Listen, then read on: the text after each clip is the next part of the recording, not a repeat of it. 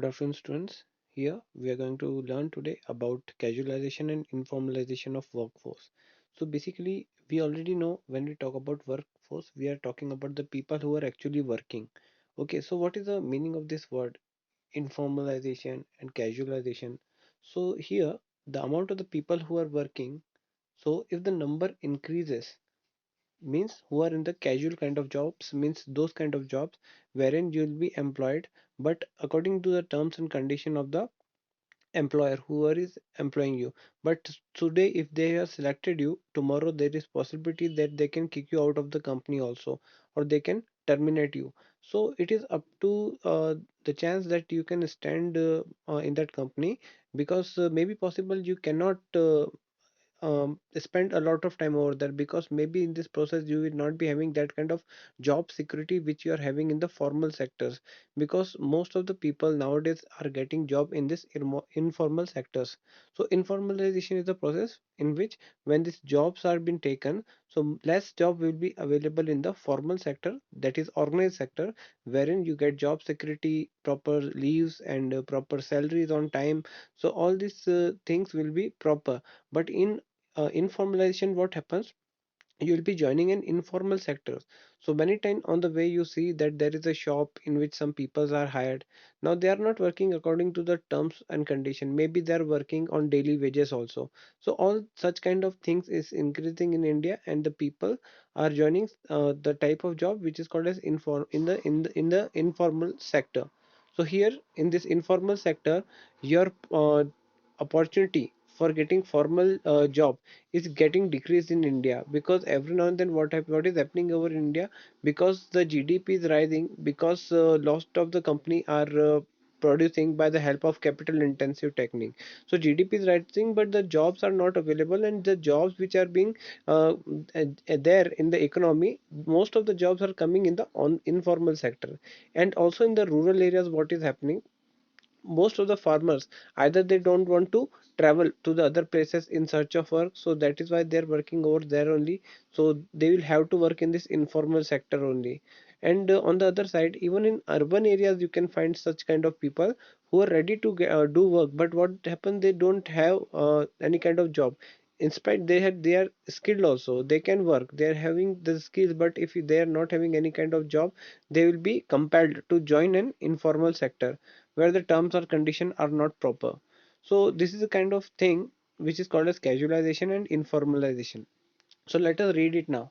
See, an interesting feature of our casualization workflows is that it includes a large number percentage of casual workers, and their number is trending up, means it is rising. These people who are joining the informal sector, they're rising in number. Most of the people are doing work not in the proper sector like banks and all, they're not getting job over there, but in the informal sectors. So note of the following fact in this regards. So here, the facts which are been here, the first fact is percentage of casually hired worker in the total workforce has risen from 23% from 1972 to 73 to 33% in 99 2000. So basically you can say that the number is rising here, and it raised to further to 39.3% in 2009 and 10. So the number is it's very serious over it is increasing. Now however it slightly declined to 30% in 2013, in 2017-18, and again it declined from that to 24.9%. So in the initial stage it was rising, then suddenly there is a downfall in it. So maybe some jobs came in the market, some people got the jobs opportunity has come, because in 2014 the Modi government came, and maybe lot of industries also came up with the opportunities of employment, so most of the people joined it, so there was availability at the time of the jobs. Now again the system after this 2020, again the unemployment is there, we can see, but at that time it was the condition that people were getting employment. Then second point says the percentage of self-employed workers has declined, okay, from 62% in 72 73 to 52% in 1999 to 2000, and further to 44% in 2009 and 10. However, it increased to 49.5% in 2013-14, and in 2017-18 it further increased to 52.2%. This means the percentage of the people who are working as self-employed, initially it declined Okay, from by 10%, from 62 to 52%, and then again it further to 44%. Means what is happening again, you can see that the self-employed peoples are reducing in the number. Means they will be joining some places in the rural area. Maybe they're joining under somebody who is ready to provide them with some kind of work, maybe to work in their own fields, other another person's field. So this is how they may be working. Now the third point here, the percentage of regularly hired workers in total workforce continues to hover around 15% during the period of 72 to this 2000. So here the regularly hired people, those people who are working regularly, so means those people who are having permanent jobs, means job security is there. So such kind of people of this total workforce continues to be around 15% only. Okay, now still you can see that it is not much on an average. It is 16.8 in 10 and 22.8% in 2017 and 18.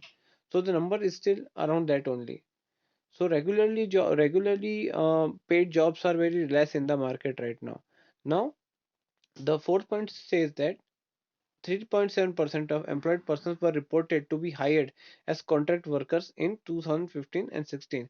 So, out of this workforce, 3.7% of employed peoples are simply working as a contract workers. Contract workers means those workers who will be appointed for a specific time period. After that, they will be thrown out of the company. Means they will be said that no need to come to work from tomorrow, and this will be a condition which is called as a contract work. Okay, so after that again the contract is renewed and then only they will be taken for work.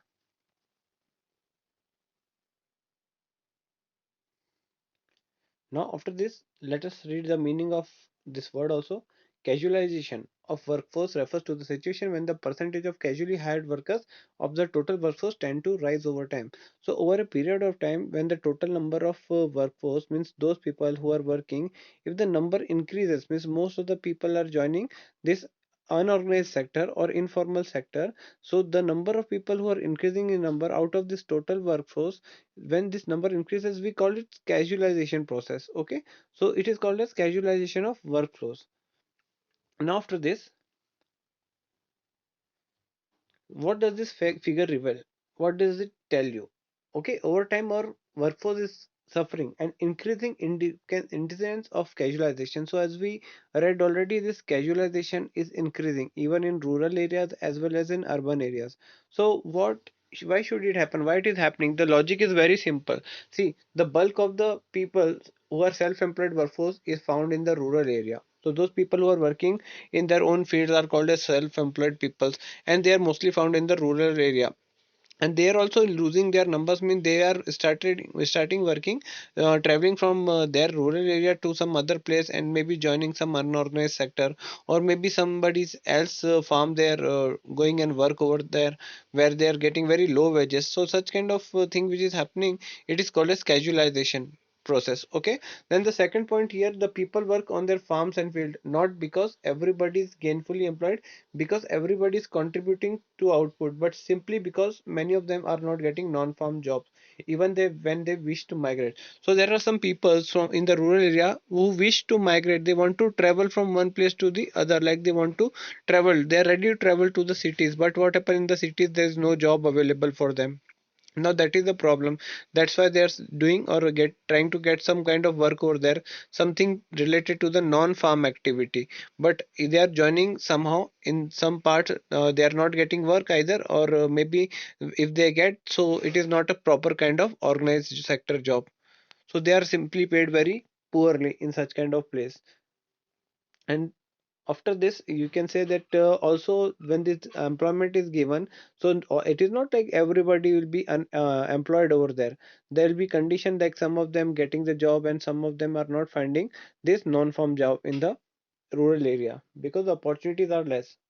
Now the third point, they are employed on the farms only for the namesake. In fact, they are disguisedly unemployment. Means on the farm you can see there are a large number of people working, but honestly, actually when you see that suppose a farm needs requires only 10 people, and if you can see 20 people working on such kind of land, then the rest 10 are not required. Only place there is for 10 peoples only. So here we can say that it is a disguised unemployment. Means you can say that 20 peoples, you can see everybody is working, but actually the land require only 10 people. Only 10 people are required to do the production on that piece of land. So the 10 are not required, but they are also working. So there's no use of keeping that those 10 people over here.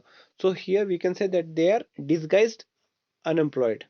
Now, after this, taking a chance for opportunity, these marginal workers tend to migrate to urban areas. Means these people are coming to these cities, and most often than not, they get employment only as a casual workers or daily wages. So when they come here, as I already told you, either they'll be working in the city as on the basis of daily wages workers. Means many times you find on these squares in our area that many people from the villages will be standing over there, and somebody will come and take them as a worker to make him work somewhere on some site.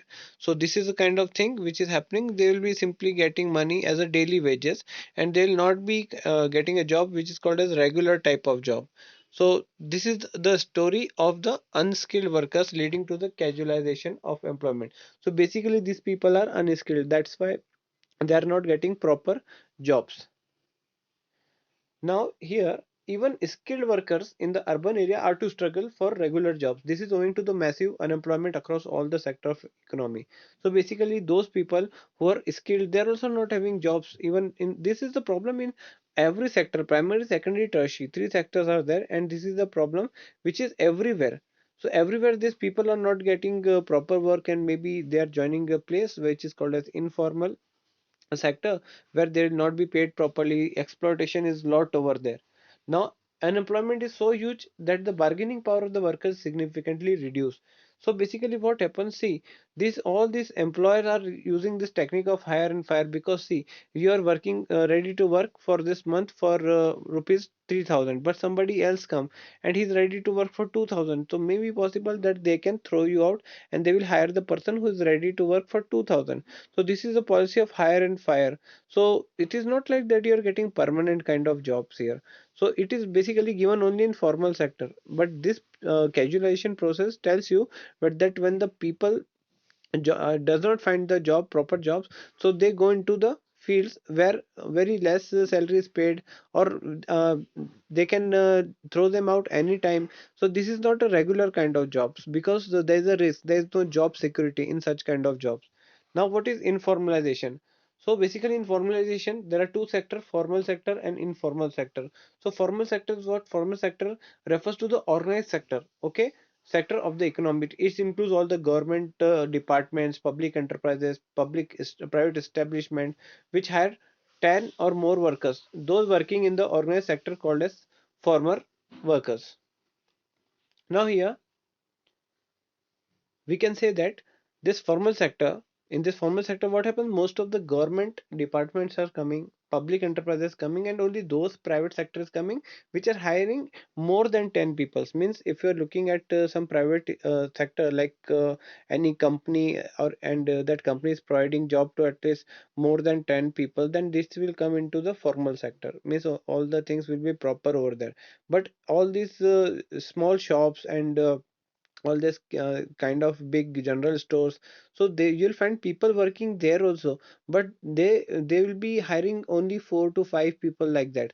So in that case they are not going to give them any kind of social security, or proper salaries will not be paid, no leaves will be there. So all these things leads to the development of informal sector. But only what comes here in this formal sector, that is government department, public enterprises like railway and all are there, and some private establishments are there who can employ more than 10 people. Okay, so only that part is called as organized sector or formal sector, and the people who will be working over in such a sector, it is called as former workers. Now what is informal sector? So informal sector refers to the unorganized sector of the economy. It includes all such private enterprises which hire less than 10 workers. So in this unorganized sector what happens, all those private sector enterprises are coming who are hiring less than 10, because here in the earlier one it was more than 10, here it is less than 10. So all such kind of entities will come in informal sector. Beside farming and self-employment opportunities like ventures and all, those working in the unorganized sector are called as informal workers. So basically all this, beside this farming and self-employment activities, if anybody is working in such a kind of sector, then you can call that particular worker as an informal worker. Okay, means he can lose his job any point of, at any point of time. Now, what is the difference between formal workers and informal workers? So basically, informal workers, we can write that work in the organized sector of the economy. So basically, this type of working peoples are found in organized sector, and they are found in unorganized sectors. Okay, all these informal workers are found here. Now here, these people are entitled for social security benefits like provident fund, gratuity, pension, and all. And here, all these benefits they don't get. All these informal workers. Now here, these people can form trade unions. Now informal workers, they cannot make their own trade unions. Okay, then fourth point, are protected by various labor laws. So this type of people, they will be having some labor laws because they are already in the organized sector, so they can form unions. And all these unions, basically labor laws are already there to take care of such kind of workers. And they will, it will be like government will be deciding that what kind of wages should be provided to such kind of formal workers. But in this case, here they remain unprotected by the labor laws, means labor laws does not cover them, and and are therefore highly vulnerable to the uncertainties of the market. So right now we can say that most of the people has lost jobs in this informal sector because of this COVID situation. So we can say that there is no proper payment for them, they are not getting any kind of salary. So such kind of peoples were migrating to their hometowns when this lockdown was over. So that was the condition of all these people. So that's all today in this video. I'll be posting a new video for this last part of this particular chapter. Till then, thank you.